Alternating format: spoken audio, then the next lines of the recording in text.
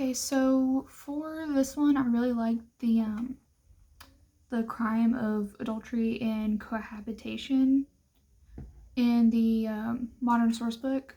I thought this was pretty interesting because I didn't know that Spain had criminalized adultery or cheating or whatever. And I thought the argument was pretty, like, I've never seen a legal argument against adultery, so I thought this was actually pretty interesting. So, first, it talks about how there's three fundamental units of societal and political interaction, which would be municipally, no, municipality, syndicate, and family.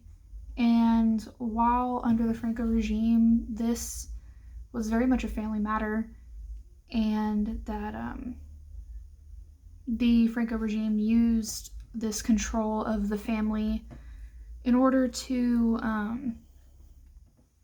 keep this sort of uniform idea of what the Franco Spain was supposed to look like. And also, when this was written, it was in the transition of a Franco Spain into a modern Spain, and I thought that it was cool that this sort of idea was put out while this feminist movement was taking place, and that the UN had made that year the International Women's International Women's Year. So I thought that was pretty cool.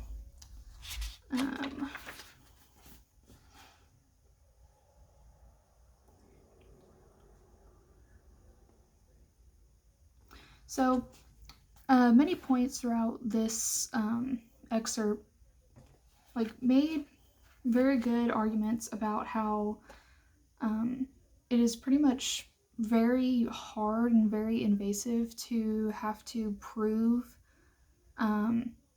adultery, and how the consequences of it are more harmful than they are good, and that the motivations for prosecuting someone for adultery are more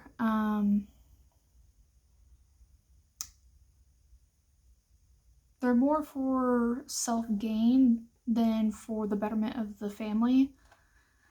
And whenever they're listed, it says point 1, sanctions become unfair. And I thought, why? And then I made sure to highlight because it's used to obtain a conviction for the other spouse,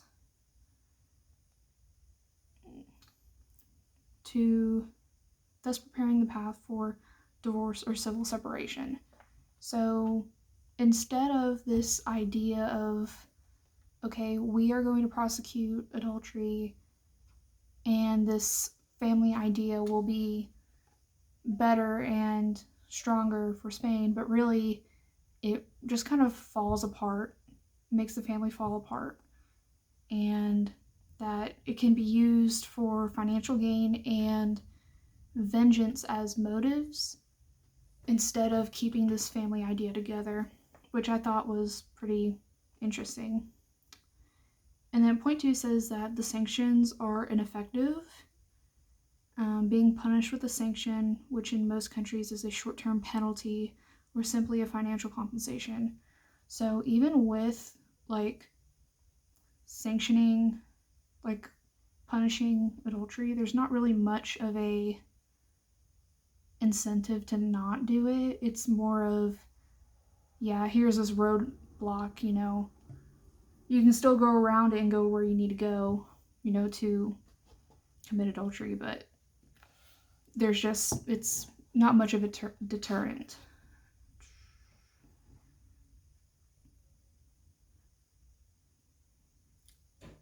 Point 4 talks about the difficulty in providing evidence to support a legal cause of action on adultery. So this pretty much talked about how in order to provide evidence that one spouse committed adultery was very invasive and hard to prove sometimes. So it would pretty much be more of a waste of time and really invasive to the couple, and it can be embarrassing for one or both. So again, having that written on paper is very important to have seen and thought about, than rather have, okay, we're just going to prosecute and this is what we're going to need to prosecute. And then the author closes it by pretty much saying that, these arguments are pretty much just counterproductive of the whole idea of state punished adultery. So I just thought that was pretty interesting, and that it's cool that those ideas were eventually changed to this modern day of Spain, to where there isn't very much of a I don't want to say backlash, but more of that there is a more the problem of adultery can be figured out among the couple itself. It doesn't have to be forced into this state prosecuted trial or situation. So I thought that was pretty interesting.